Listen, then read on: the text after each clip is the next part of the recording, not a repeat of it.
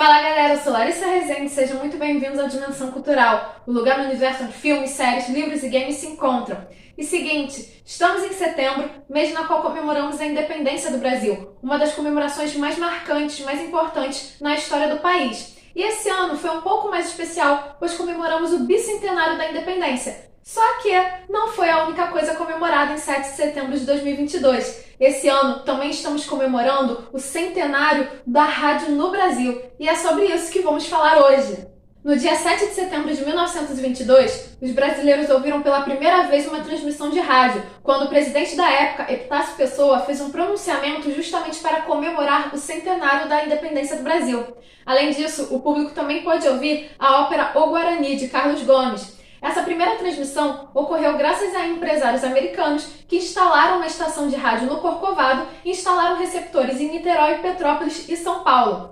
Apesar da primeira transmissão ter acontecido nessa data, nós só teremos uma rádio realmente brasileira no ano seguinte, graças a Rocket Pinto, que é um educador, médico e antropólogo brasileiro considerado o pai da radiodifusão no Brasil. Rocket Pinto tentou convencer o governo federal a comprar os equipamentos da empresa americana, mas esta recusou, e quem comprou a ideia do antropólogo foi justamente a Academia Brasileira de Ciências, da qual ele era secretário. Assim, em 1923, vai entrar ao ar a Rádio Sociedade Rio de Janeiro, na qual transmitia poesias, óperas e notícias sobre o circuito cultural da cidade.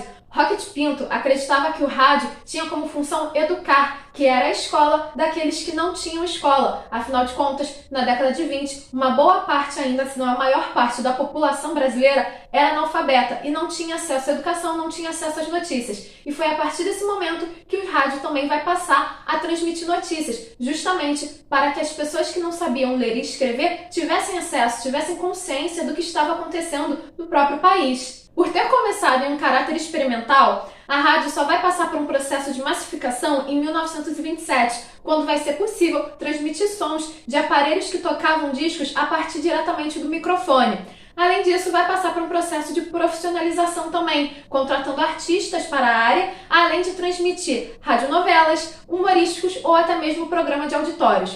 Mas o rádio vai se popularizar mesmo durante a década de 30, principalmente depois de 1932, quando o presidente Getúlio Vargas vai sancionar uma lei na qual permitia passar propaganda nas rádios. Também foi durante o governo de Vargas, mais especificamente em 1935, que surgiu o programa A Hora do Brasil, justamente para falar sobre as questões importantes do país, que mais tarde, em 1962, mudou de nome para A Voz do Brasil, e até hoje está no ar. A Voz do Brasil é considerado o programa mais antigo de rádio no país e em todo o hemisfério sul. Além disso, em 1936, também surgiu a Rádio Nacional, que inicialmente era uma iniciativa privada, mas em 1940 se juntou à União, e a Rádio Nacional marcou a história da radiofonia no país. A permissão para que as emissoras transmitissem propaganda foi um incentivo para que as empresas investissem no rádio e fizessem também com que o aparelho ficasse mais acessível. Nesse sentido, vai ganhar espaço nas rádios a música popular brasileira e os programas de entretenimento, iniciando assim o que a gente chama de a Era do Rádio. A Era do Rádio e a Era de Ouro dos Cassinos foi uma efervescência cultural, na qual possibilitou a chegada de muitos artistas ao auge, artistas esses que eram apresentados nas rádios e puderam ter a oportunidade de se apresentar nos palcos dos famosos cassinos que enchiam o Brasil na primeira metade do século XX, sendo que o Rio de Janeiro, capital federal na época, era um lugar totalmente cheio de glamour, efervescência cultural e o centro da política brasileira, na qual muitos artistas tiveram a oportunidade de cantar no famoso palco do Cassino da Urca. O auge desse meio de comunicação no Brasil vai ser ao longo da década de 40 e no início da década de 50, que vai ser conhecido como a Era de Ouro do Rádio. Vai ser nesse momento que a Nacional do Rio de Janeiro vai ser ouvida por todo o país, que o futebol vai se tornar uma paixão nacional, que vão surgir as rainhas do rádio e as famosas radionovelas, que hoje poderiam ser associadas às audioséries que existem nas plataformas de streaming. Além disso, os artistas do rádio vão se tornar grandes ídolos, e isso vai ser facilitado graças à Revista do Rádio, que vai aproximar o público com os seus artistas favoritos.